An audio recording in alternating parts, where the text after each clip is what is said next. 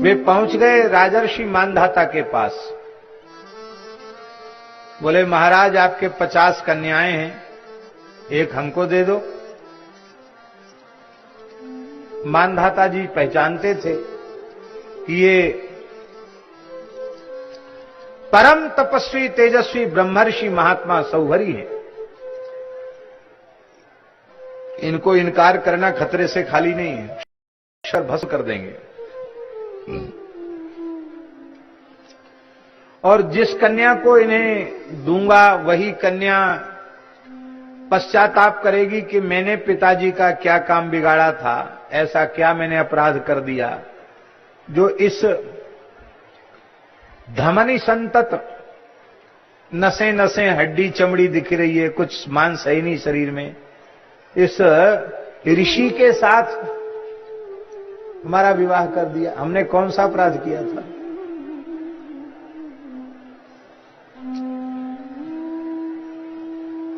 कन्या विवाह के पश्चात यदि अपने पिता को कोसती है तो उससे उसका अनिष्ट होता है, इसलिए पिता माता का कर्तव्य अच्छे कुल में कन्या का विवाह करें। सत्कुले योजयेत कन्याम। मानधाता बड़े चतुर राजा हैं, चक्रवर्ती सम्राट हैं। उन्होंने कहा महाराज आप स्वयं अंतःपुर में चले जाइए, जो कन्या आपको पसंद कर ले उसी से आप विवाह कर लीजिए। आप एक क्या, हम तो कहते 50 से करो, जो पसंद करे उससे विवाह कर लो। समझ गए महर्षि कि बलि पलित एजत का इत्यहम प्रत्युदाहरता है। ये बलि पलित देख करके झुर्रियां पड़ गई हैं, जटाएं बाल पक गए हैं, मेरी इस अवस्था को देख करके राजा ने ऐसा कहा है। वो हंसने लगे। उन्होंने कहा हां ठीक है, मैं स्वयं चला जाऊंगा। और उन समर्थ महर्षि ब्रह्मर्षि सौभरी ने अपने उस जरठ अवस्था का त्याग कर दिया, योग बल से 18 वर्ष के किशोर के समान ऐसा सुंदर स्वरूप धारण किया, तपे हुए सोने के समान गौरवर्ण, कामदेव भी लज्जित हो जाए इतना सौंदर्य, आजानुलंबित भुजाएं, सुंदर वस्त्र, मणियों से जटित आभूषण, सुंगरित सुंदर घुंघराली अलकावली, कमल के समान विशाल नेत्र, सुंदर नासिका, लाल लाल अधर, ऐसा स्वरूप की देख करके वे 50 कन्याएं जो उस समय धरती की अपूर्व सुंदरी थी, सबकी सब पद्मगंधा थी, खिले कमल की सुगंध उनके शरीर से निकलती थी, वो 50 कन्याएं रूप को देखकर मूर्छित हो गई। और जब होश में आई तो झगड़ा करने लगी। बोले नहीं, पिताजी ने हमारे लिए भेजा है इनको। नहीं नहीं, तुम छोटी हो, तुम्हारे लिए नहीं, मेरे लिए भेजा है। 50 में विवाद होने लगा, मैं विवाह करूंगी, मैं विवाह करूंगी। आपने कहा झगड़ा क्यों करती हो, 50 ब्याह कर लो। 50 के साथ आपने विवाह कर लिया और विवाह करके आप यमुना के तट पर पधारे।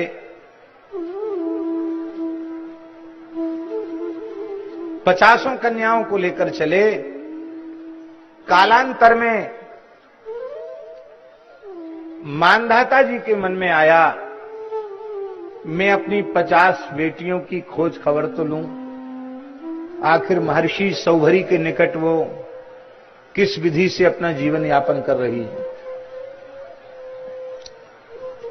तो जब राजर्षि मानधाता आए तो उन्होंने क्या देखा कि स्वर्ण का महल बना हुआ, सोने का महल। बोले हम सारी धरती के चक्रवर्ती सम्राट हैं, मेरे पास तो ऐसा भवन नहीं है।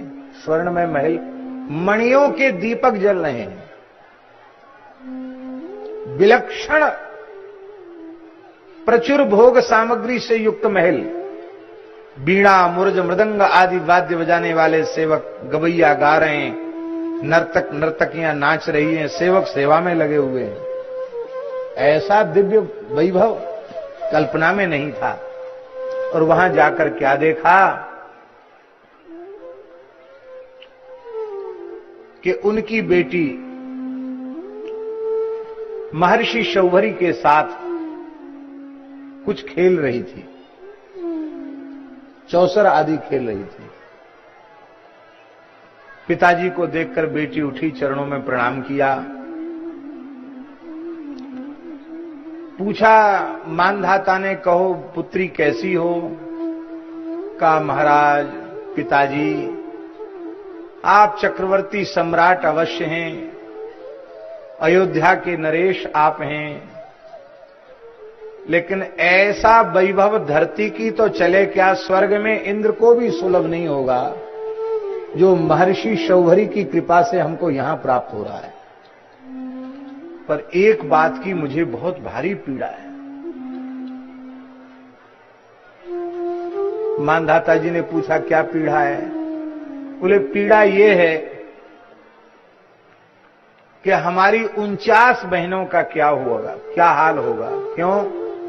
ये तो इतना विशाल महल है, त्रिकाल संध्योपासन, अग्निहोत्र, वेद पाठ और शेष हमारे साथ आमोद प्रमोद, इसी में समय बीतता, बाहर निकलते ही नहीं, न कोई बाहर को भीतर आवे और न कभी भीतर से बाहर जाएं।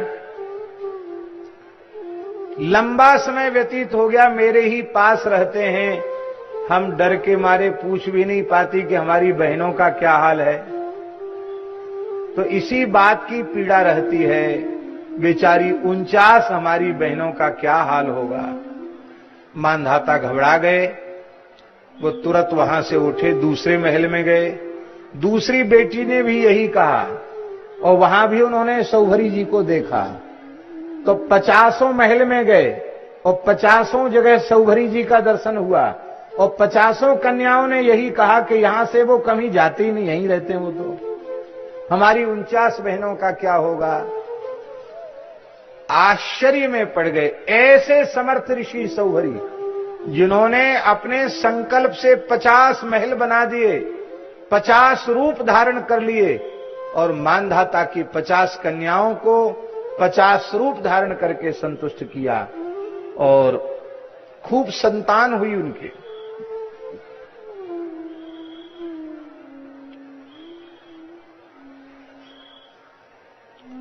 बोलो वृंदावन बिहारी लाल की। इतने समर्थ ऋषि हुए। इनको श्रीमद् भागवत में बहुवृक्ष कहा गया। सकदाचिदुपासीन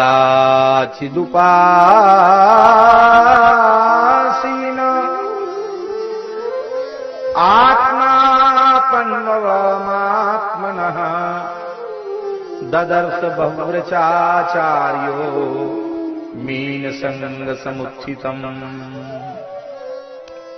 बहुवृक्ष माने होता है ऋग्वेदी,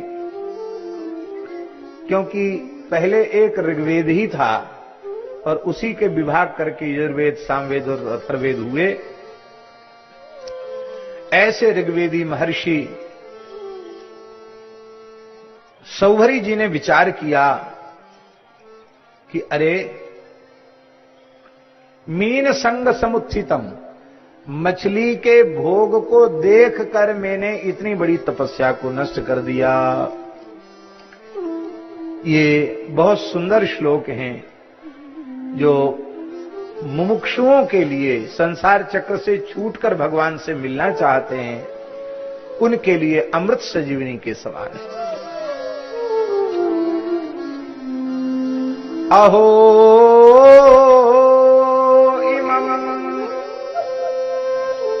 पश्यत मे विनाशम तपस्विनः सच्चरित व्रतस्य अंतर्जले वारिचर प्रसंगात् प्रच्यावितम ब्रह्मचिरम धृतम यत्। अहो, ये बड़े विस्मय में नहीं, बड़े कष्ट में है। अरे बड़े दुख की बात है। मैं महान तपस्वी था,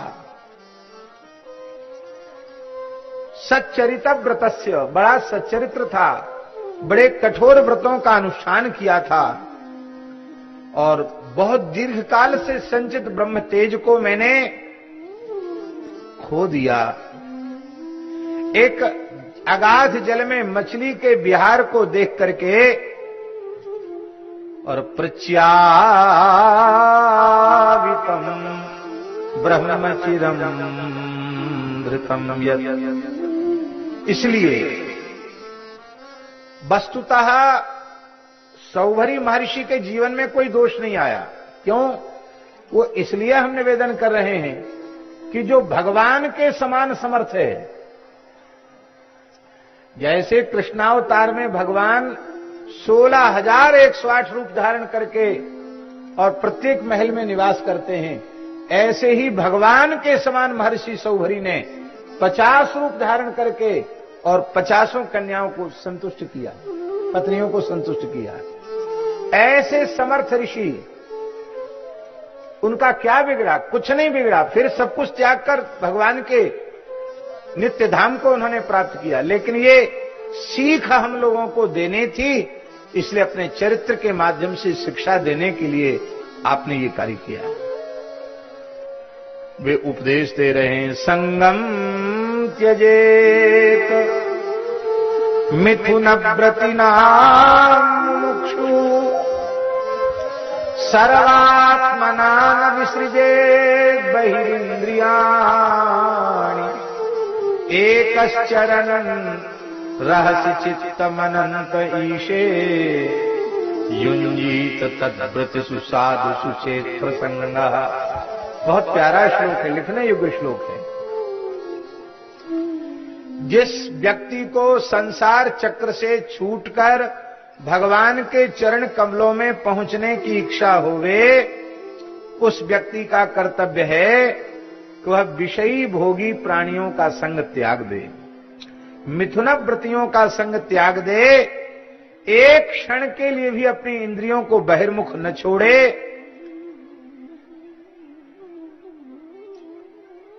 अपने चित्त को सर्वतो भावेन एकश्चरण, एकाकी विचरता हुआ एकांत में अपने चित्त को भगवान के चरणों में लगा दे।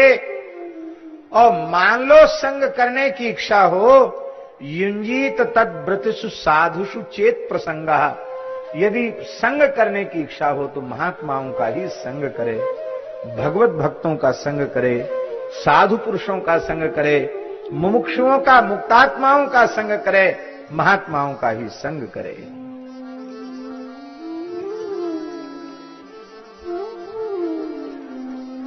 देखो, सत्संग की जो महिमा है उससे बढ़कर कुसंग की महिमा है। एकस तपस्व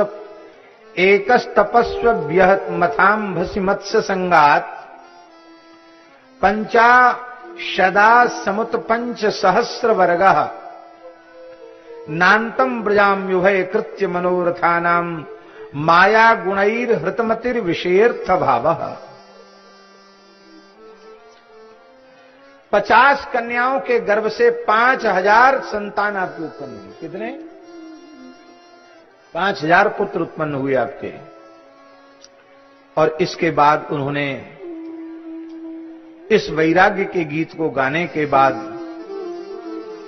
उन्होंने सन्यास ग्रहण कर लिया, वन में चले गए और उन 50 कन्याओं ने भी उनके साथ ही वन में गमन किया।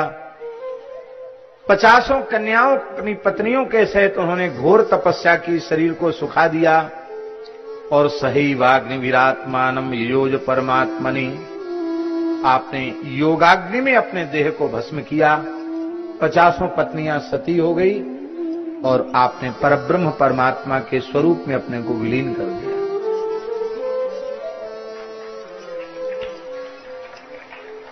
ये 50 सतियां सृष्टि के आरंभ में हुई। और महर्षि शौभरी का वंश अत्यंत पवित्र हुआ है। शौभरी वंश बहुत पवित्र वंश है। हमारे ब्रज में इसी शौभरी जी के वंश में विप्रकुल भूषण ब्रह्मर्षि वरेण्य श्री स्वामी कल्याण देव जी महाराज हुए, जिनको दाऊ दादा ने प्रत्यक्ष प्रकट होकर दर्शन दिया और वर्तमान में दाऊ जी की स्थापना उन्हीं ने की। रेवती महारानी और दाऊ जी के विग्रह को प्रकट करके उन्होंने प्रतिष्ठित किया और उन कल्याण देव जी के वंशज ही अहिवासी ब्राह्मण, जिनको हमारे ब्रज में कहते हैं, शौभरी गोत्र के अहिवासी ब्राह्मण, वही दाऊ जी के प्रधान पुजारी हैं, अर्चक हैं। दाऊ जी के पंडा, दाऊ जी के पुजारी, दाऊ जी के सेवायत अधिकारी वही हैं।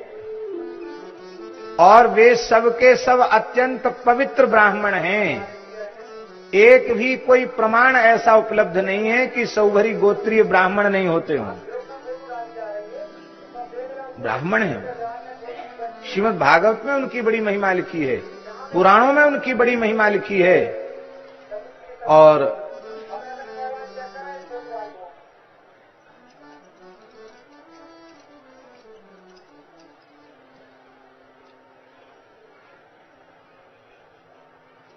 शौभरी वंश में एक से एक शास्त्रज्ञ, वेदज्ञ, तपोधन ब्राह्मण हुए। अब दो सब तरह की बात बोलनी चाहिए। फिर अहिवासी ब्राह्मणों में ब्राह्मणोचित संस्कारों की कमी आ गई। क्यों कमी आ गई? जिम्मेदारी में पड़ गए तो संध्या, गायत्री, शिखा, सूत्र आदि से विमुख होते चले गए। तो भाई इन संस्कारों से तो कोई भी ब्राह्मण विमुख होगा तो वो अपने विप्रत्व से नीचे गिर ही जाएगा। इसीलिए केवल शौभरी गोत्रीय अहिवासी ब्राह्मण नहीं, ब्राह्मण मात्र को अपने स्वरूप को संभालना चाहिए, अपने संस्कारों को संरक्षित करना चाहिए।